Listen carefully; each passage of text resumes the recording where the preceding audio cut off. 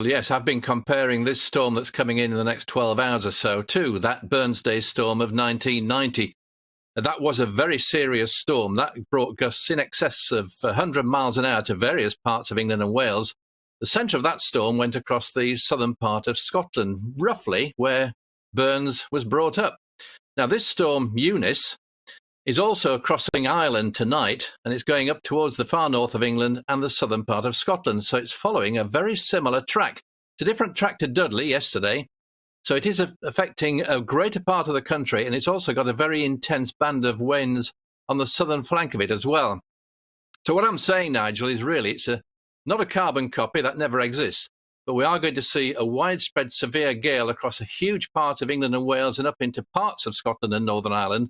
That's to say winds easily gusting to 60 miles an hour, damaging winds up to 80 or even 90 miles an hour in parts of the West Country and Wales in the next, probably tomorrow morning, the worst of that.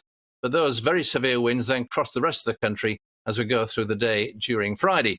So it's a widespread storm. It's not a here today, gone tomorrow type of thing. It is going to be hanging around for a little while.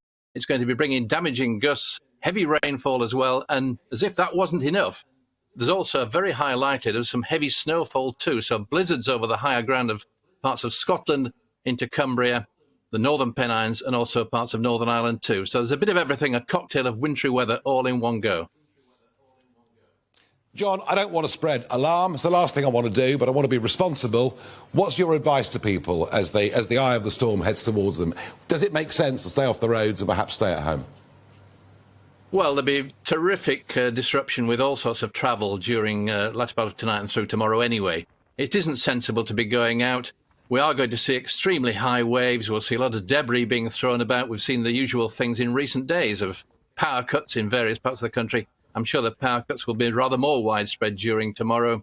And we'll also see some damage in all sorts of different areas, many areas, widespread across the country. It is going to be dangerous. It's definitely not a storm to take lightly. If you don't have to go out, I wouldn't go out. I think it's one of those. It's one of those storms where you just have to take extra care.